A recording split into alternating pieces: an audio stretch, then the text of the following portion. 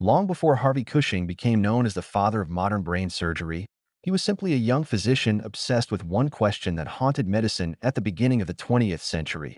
Could the human brain be operated on without condemning the patient to almost certain death?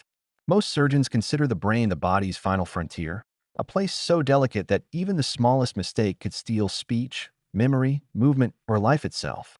Harvey refused to accept those limits. While other physicians accepted failure as inevitable, he quietly studied every operation, every patient, and every mistake with relentless discipline. Hour after hour, he filled notebooks with observations, refined surgical techniques, and challenged ideas that had gone unquestioned for generations. His operating room became a classroom where precision mattered more than speed and preparation mattered more than confidence. Families began arriving from across the United States and eventually from overseas, hoping that the quiet surgeon from Boston might succeed where others had failed. Medical journals celebrated his discoveries. Universities sought his lectures. Students watched him work with almost complete silence, afraid to miss even the smallest movement of his hands.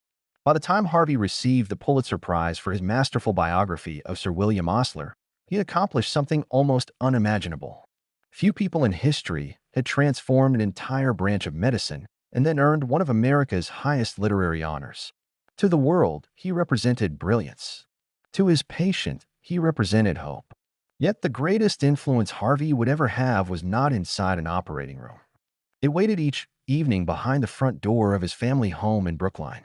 Neighbors often admired the handsome house surrounded by mature trees, but very few understood what life inside it was actually like. There were no dramatic arguments, no lavish displays of wealth, and no endless parade of servants rushing through marble hallways. Instead, the house moved according to Harvey's discipline. Every family develops unspoken customs, and the Cushings were no different. The children instinctively recognized the sound of their father's arrival. Conversations softened. Laughter faded. Books reopened. Even visitors sensed that the atmosphere had quietly changed before anyone spoke a single word. Harvey rarely demanded silence. His presence created it. After greeting his family, he often disappeared into his study, where medical journals, handwritten notes, and research occupied long evenings that stretched deep into the night. Medicine was not simply his profession. It was the rhythm that governed the household. Looking back, it is easy to imagine the children growing up beneath the shadow of extraordinary expectations. Excellence was never announced as a family rule because everyone already understood it. The remarkable thing is that none of Harvey's daughters would choose medicine. Instead, they would inherit something far less obvious but equally powerful: patience, discipline, self-control, and the ability to remain composed while the world watched.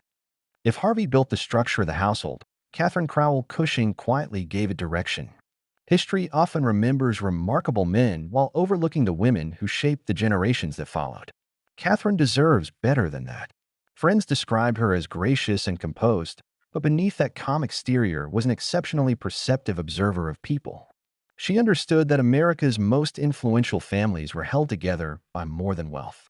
They survived because each generation carefully prepared the next, not merely through education, but through confidence, judgment, manners, resilience, and relationships built over decades rather than months. While Harvey spent his days studying the anatomy of the human brain, Katharine spent years studying something every bit as complicated: human nature. She noticed who inspired confidence without speaking loudly, who earned respect without demanding attention, and which families quietly remained at the center of American society generation after generation. She was not fascinated by luxury. She was fascinated by influence. That distinction would eventually change the lives of her daughters. Looking around the dinner table, she saw 5 children with extraordinary potential, but she also understood something few parents ever admit to themselves. Talent alone rarely opens history's greatest doors. Opportunity arrives quietly, often only once, and the people prepared to recognize it are usually the ones who change their family's future forever. What Katharine could not possibly know was that fate was already moving toward the Cushing family, and when it finally arrived, it would transform her careful hopes into an unshakable determination that would alter the course of all 3 daughters' lives.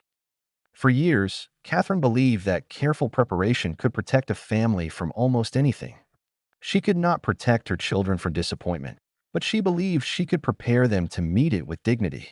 Then, on a summer day in 1926, life shattered that quiet confidence. Her eldest son, William Harvey Cushing Jr., known simply as Bill, was only 23 years old.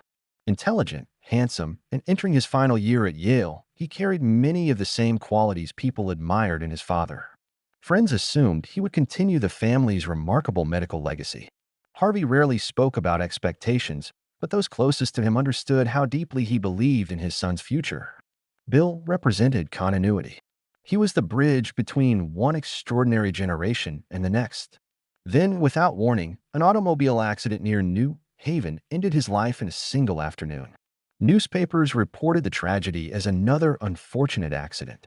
For the Cushing family, however, it marked the dividing line between the life they had known and the one they would spend the rest of their years trying to understand. Harvey, the physician who had rescued countless patients from illnesses other surgeons feared to touch, faced the one battle medicine could never win. The man who had spent decades defeating death inside operating rooms could do nothing for his own son. It is one of history's quiet ironies that a surgeon capable of changing the future of brain surgery stood powerless before the simplest and oldest truth of all, that genius cannot bargain with fate. Those who knew Harvey noticed subtle changes after Bill's death. He continued operating. He continued teaching. He continued writing. Outwardly, almost nothing changed. Inwardly, everything had. Friends later observed that he seemed even more absorbed in his work, as though every hour spent inside the hospital delayed the silence waiting for him at home. Grief has a curious way of disguising itself as discipline, and Harvey buried himself inside the profession that had always given his life purpose. Katharine responded differently. She did not retreat from the world, nor did she surrender to despair. Instead, the loss seemed to sharpen something already present within her. She became even more intentional with the children who remained. Looking back, one cannot help wondering whether she now understood a painful lesson that many parents spend their entire lives trying to avoid. Tomorrow is never guaranteed. If opportunity knocked, her daughters needed to be ready, not years later, not someday, but when the moment arrived. That realization quietly transformed ordinary family decisions into deliberate ones. Schools mattered. Friendships mattered. Summers mattered. Every introduction, every invitation, every conversation became another thread in a future she was carefully weaving.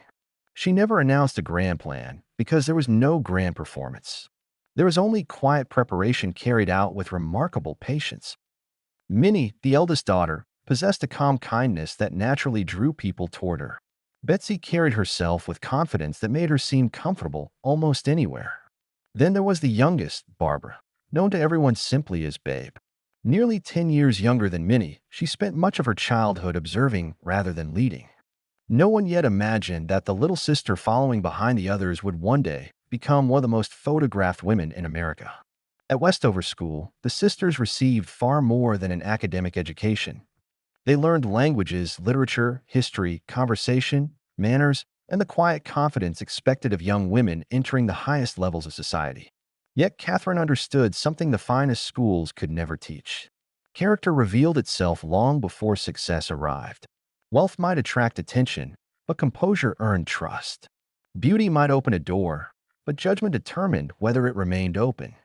Without ever saying so directly, she was teaching her daughters how influence truly worked. Years later, people would marvel that three sisters from the same family each found themselves standing at the center of American power. Some called it extraordinary luck. Others believed it was destiny. But those who looked closely could see something else. Long before the world noticed the Cushing sisters, their mother had quietly spent years preparing them for opportunities they themselves could not yet imagine. Soon, those opportunities would begin arriving one after another, and with each marriage, America would watch in amazement as Katharine's impossible dreams slowly became reality. The first proof that Katharine's quiet philosophy had worked arrived with astonishing speed. In June 1930, guests gathered beneath a canopy of white flowers at the Cushing family's Brookline home to celebrate the marriage of Betsy Cushing and James Roosevelt, the eldest son of Franklin Delano Roosevelt. At first glance, it seemed like an elegant society wedding between two distinguished American families. Yet, history was already moving beneath the surface. Only 2 years later, Franklin Roosevelt would be elected President of the United States, and the young woman who had once practiced manners and conversation around her mother's dining table suddenly found herself connected to the White House itself. America watched Franklin and Eleanor Roosevelt become one of the most influential couples of the 20th century, but far fewer people noticed the poised young daughter-in-law learning to navigate a family where every conversation, every public appearance, and every private disagreement carried national attention. Behind the formal smiles stood two women who represented very different worlds.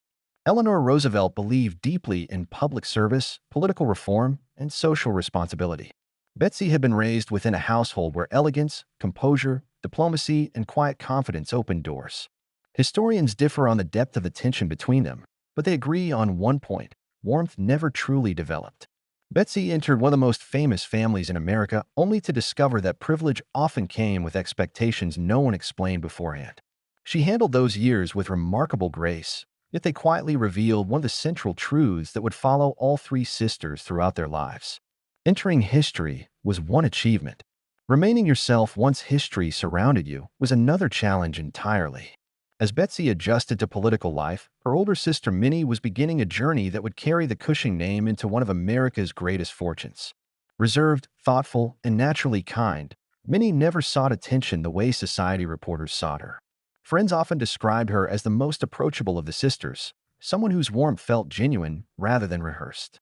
Then, in 1940, she married Vincent Astor, heir to the legendary Astor fortune. For decades, the Astor family had symbolized the pinnacle of American wealth. Their hotels, estates, philanthropy, and influence stretched across New York society, and marrying into that family instantly transformed Minnie's life. Newspaper readers saw magnificent homes, elegant receptions, charity galas, and glamorous photographs. What they rarely saw was Vincent himself, a man carrying enormous expectations along with enormous wealth. Inherited fortunes often appear effortless from a distance, yet they frequently carry burdens invisible to everyone outside the family. Minnie entered that world with the same composure her mother had spent years nurturing, but money could not erase loneliness, personal struggles, or the quiet pressures of living beneath one of America's most recognizable names. Looking back, it becomes clear that Katharine had successfully prepared her daughters to enter extraordinary worlds. What no parent could ever fully prepare them for was living inside those worlds once the doors had finally opened. Then came the youngest sister, the one almost no one predicted would become the face of an era.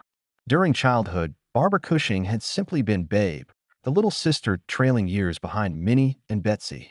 She watched more than she spoke, absorbing the confidence and elegance that surrounded her without ever demanding attention for herself. Even as a young woman working at Vogue, people noticed something difficult to define.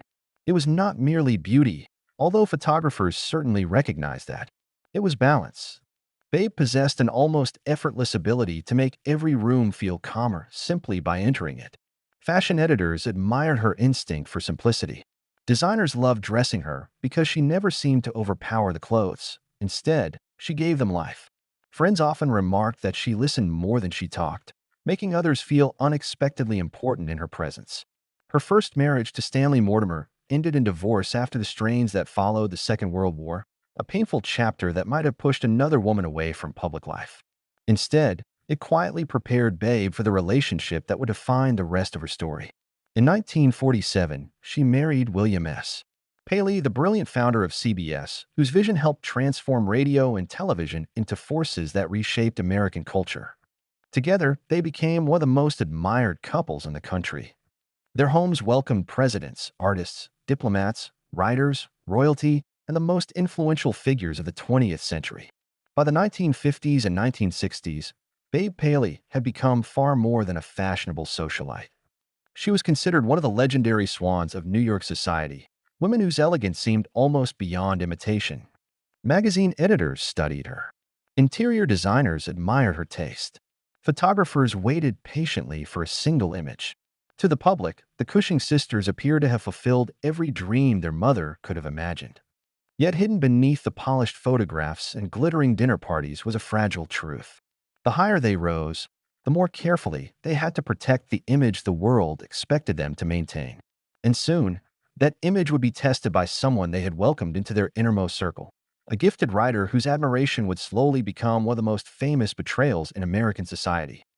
By the time the 20th century reached its golden age of New York society, Katharine Cushing's quiet dream had been fulfilled beyond anything she could have imagined. One daughter had entered the Roosevelt family and experienced life connected to the White House. Another had become mistress of the Astor fortune, one of the greatest names in American history. The youngest had married William S. Paley and transformed into the woman photographers, designers, and society writers admired above almost everyone else. Together, the Cushing sisters accomplished something extraordinarily rare. They did not merely marry successful men, they became trusted figures within three of the most influential circles in America. Looking back, it is difficult not to admire the patience with which Katharine prepared them. She understood decades before others that character, education, confidence, and quiet dignity often outlasted beauty and wealth. Her daughters carried those lessons into every stage of their lives, and for a time it seemed a remarkable future she had imagined had become reality. Yet, history has a way of reminding us that perfection is often the most fragile image of all. The same grace that made Babe Paley one of the most admired women in America also created impossible expectations. The same social world that celebrated elegance rewarded gossip with equal enthusiasm. Then came the man everyone trusted, writer Truman Capote. For years, he had been welcomed into the homes of New York's most celebrated women. They laughed with him, traveled with him, confided in him, and believed their private conversations would remain exactly that, private. Instead, Capote transformed those confidences into fiction so recognizable that society immediately understood who his characters truly were. When excerpts from Answered Prayers appeared in Esquire magazine in 1975, shock spread through Manhattan's highest circles. Friends who had opened their homes to him suddenly discovered that years of intimate conversations had become public entertainment. Among those most deeply wounded was Babe Paley. Many historians believe she never truly forgave the betrayal. Capote had not simply written about fashionable women. He had shattered the trust that held their world together. His literary triumph became a personal tragedy, and many consider that single publication the moment one of America's most glamorous social circles quietly began to disappear. Perhaps that is why the story of the Cushing sisters continues to resonate today. It is easy to admire the photographs, the magnificent homes, the famous names, and the extraordinary marriages. Those images tell us what the world saw. The deeper story reveals something far more meaningful. It reminds us that behind every remarkable family stands someone whose influence is often forgotten. In this case, it was not a president, an industrialist, or a media mogul. It was a thoughtful mother who quietly believed that preparation mattered more than publicity, character mattered more than attention, and opportunities belonged to those ready to recognize them. Katharine Cushing never became the headline. She became the foundation. Her daughters built remarkable lives upon that foundation, proving that elegance could open doors, intelligence could sustain success, and resilience could carry a family through triumph and heartbreak alike. Their journey remains one of the most extraordinary family stories in American history, not because they possessed wealth, but because they revealed the hidden price of living at the very summit of influence. If you enjoyed uncovering this remarkable chapter of history, subscribe to Tilt and Chill, where every episode takes you beyond the headlines to discover the people, places, legends, and forgotten stories that quietly shaped our world. History is filled with extraordinary lives waiting to be rediscovered, and our next journey is already waiting just beyond the next page. Until then, thank you for joining us, and remember, sometimes the greatest stories belong not to the people history celebrates, but to those whose quiet influence changed history forever.